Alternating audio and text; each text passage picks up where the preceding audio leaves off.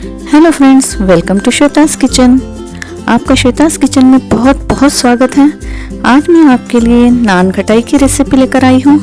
ये नान खटाई है फ्रेंड्स, ये बहुत ही टेस्टी और बहुत ही बढ़िया, बहुत ही हेल्दी बिस्किट है। और ये आज हम एक बहुत आसान तरीके से आप इसे घर पर भी बना सकते हैं। ये देखिए, ये बहुत ही खस्ता भी है और इसे आप घर पर, आज हम इसे कढ़ाई में ही बनाएंगे, कढ़ाई में बनाएंगे और साथ में मैं इसमें माइक्रोवेव में भी बनाना आपको बताऊंगी। तो चलिए रेसिपी स्टार्ट करते हैं। Hello friends, welcome to Shweta's kitchen.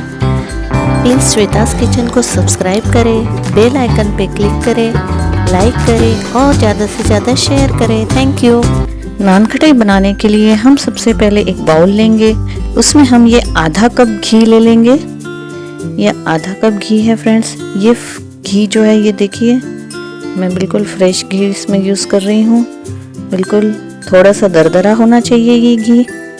और अब हम इसमें पीसी हुई शक्कर डालेंगे। तो ये मैं इस समय 3/4 कप ले रही हूँ फ्रेंड्स।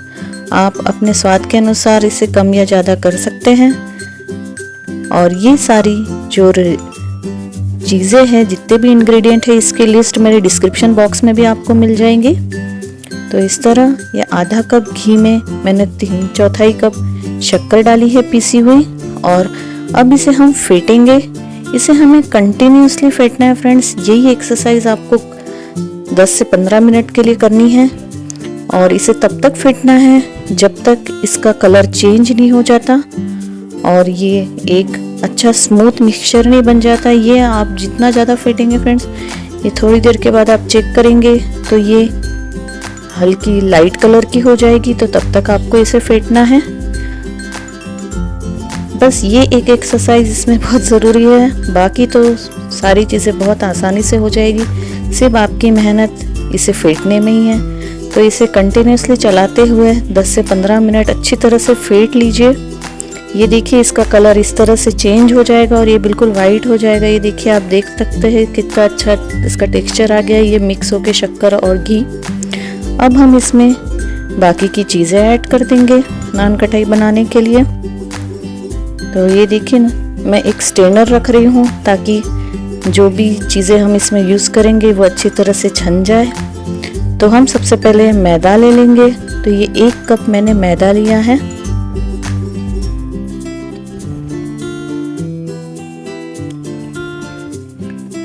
एक कप मैदा ऐड करने के बाद अब हम इसमें सूजी ऐड करेंगे, रवा।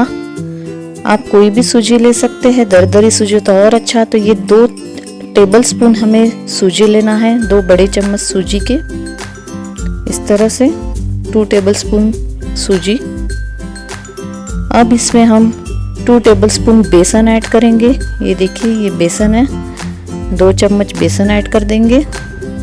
बेसन से इसका बहुत अच्छा सा टेक्सचर आता है। ये देखिए इस तरह से। और इसके बाद इसमें नमक ऐड करेंगे। नमक हमें बस एक टेस्ट के लिए थोड़ा सा डालना है, तो 1 चुटकी ही डालिएगा, जस्ट 1 पिंच। नान खटाई में बहुत अच्छा लगता है ये नमक का थोड़ा सा टेस्ट। और अब हम इसमें इलायची पाउडर डालेंगे 1 छोटा चम्मच, ताकि हमारी नान खटाई को एक बहुत अच्छी सी स्मेल आ जाए, टेंटिंग स्मेल। तो ये हम इसमें अब ये सारी चीज़ों को छान लेंगे अच्छी तरह से। अच्छी तरह से छान लिया है अब हमने सारी चीज़ों को। अब हम इसमें बेकिंग पाउडर ऐड करेंगे। तो ये देखिए, आप किसी भी ब्रांड का बेकिंग पाउडर ऐड कर सकते हैं। और ये लेंगे हम बेकिंग पाउडर 1/2 टीस्पून, आधा चम्मच लेना है हमें ये बेकिंग पाउडर। इसे भी ऐड कर देंगे इस मिक्सचर में। और अब इन सारी चीज़ों को अच्छी तरह से मिक्स कर लेंगे। अब फ्रेंड्स, मैं इसे हाथों से ही हमें इसे गूंथ लेना है अच्छी तरह से। और इसका एक हमें आटा तैयार कर लेना है। जिस तरह हम आटा सानते हैं रोटी के लिए, उसी तरह से इसका एक इस तरह से आटे की तरह से इसे सान लेना है सब चीज़ों को अच्छी तरह से। और ये हाथों से करने से अच्छा मिक्स हो जाएगा, क्योंकि इसमें हमने घी भी यूज़ किया है। तो घी की वजह से एक अच्छी बाइंडिंग मिल जाती है।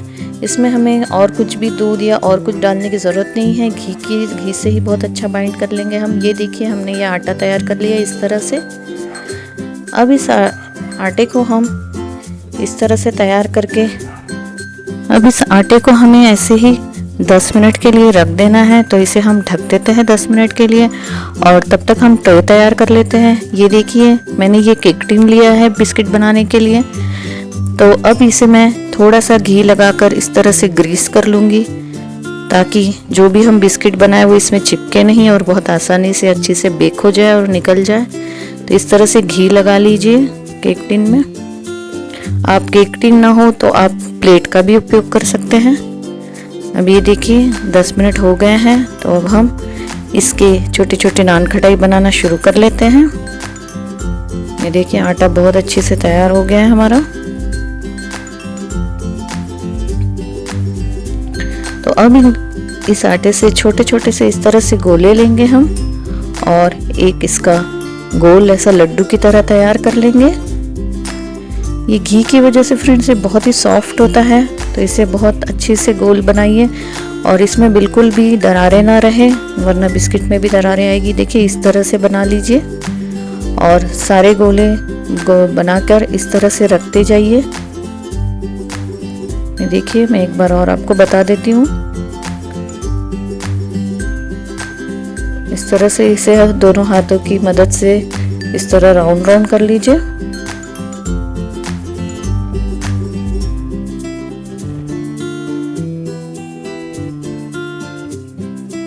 ये देखिए इस तरह से, और इसी तरह आप ये सारे नान कटाई बना लीजिए। देखिए हमने बना ली है सारी नान कटाई इस तरह से। और फ्रेंड्स मैं आज आपको माइक्रोवेव में भी बताऊंगी और कढ़ाई में भी बताऊंगी। तो ये देखिए अब हम इसे थोड़ा सा डेकोरेट कर लेते हैं। इसमें मैं एक एक ये बादाम रख दे रही हूँ, आलमंड्स डेकोरेशन के लिए। आप चाहे तो आप इसमें पिस्ता भी रख सकते हैं, आपको जो भी मर्जी हो, ड्राई फ्रूट जो भी आप यूज़ करना चाहे आप बिल्कुल कर सकते हैं इस तरह से। और ये जो ट्रे है ये हम कढ़ाई में रखेंगे केक टिन और उसको माइक्रोवेव में रखेंगे इस तरह से। आप कोई भी ड्राई फ्रूट का यूज़ कर सकते हैं इसे गार्निश करने के लिए, इससे ये बहुत अच्छा दिखाई देता है। ये देखिए हमारी दोनों ट्रे तैयार हो गई हैं। तो अब हम एक कढ़ाई को गैस पर गरम करने के लिए रख देते हैं। ये मैंने गैस ऑन कर दिया है। आप चाहे तो आप अगर केक टिन अगर आप इस ऐसे स्टैंड का भी यूज़ करके इसके ऊपर भी रख सकते हैं, लेकिन ये मेरी कढ़ाई में मैं डायरेक्ट रख दूंगी। इसमें नमक वगैरह कुछ भी रखने की ज़रूरत नहीं है। 10 मिनट के लिए देखिए हमने ये गरम कर ली है कढ़ाई और अब ये ट्रे को मैं इसमें रख दूंगी। ये हमारा कढ़ाई अच्छी गर्म हो चुकी है। तो इस तरह से आप 10 मिनट पहले ये स्टार्ट कर दीजिए। और ये जो नान कटाई इसको थोड़ा सा इस तरह से दूर दूर रखिएगा फ्रेंड्स, क्योंकि ये जब बेक होंगी तो ये थोड़ी सी बड़ी हो जाएगी साइज में।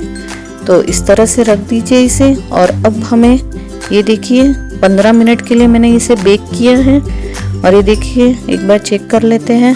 15 मिनट के बाद ये नान कटाई हमारी बहुत ही बढ़िया से बन गई है। आप इसे चेक कर लीजिए कहीं ऊपर आपको आटा आटा तो नहीं लग रहा है। और ये हमने माइक्रोवेव में मैं बना दे रही हूँ इसे। तो ये कन्वेंशन मोड पे इसे हमें बेक करना है 10 मिनट्स के लिए। ये देखिए इस तरह से देखिए और कितनी अच्छी फूल रही है ये।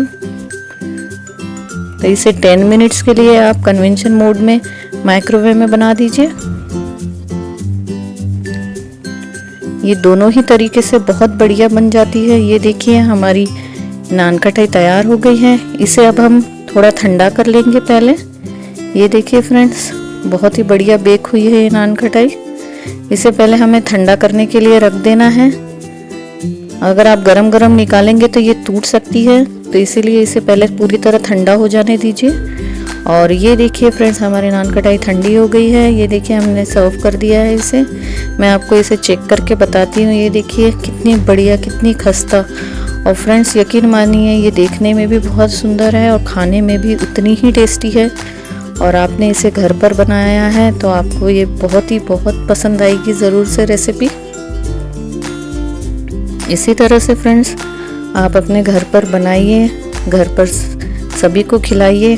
और अगर आपको ये रेसिपी अच्छी लगती है तो आप प्लीज़ मेरे वीडियो को लाइक कीजिए, आपके दोस्तों के साथ ज़्यादा से ज़्यादा शेयर कीजिए, मेरे चैनल को सब्सक्राइब कीजिए और प्लीज़ आपके दोस्तों के साथ ज़्यादा से ज़्यादा शेयर कीजिए और कमेंट में लिख के मुझे बताइए कि आपको ये नान कटाई की रेसिपी कैसी लगी।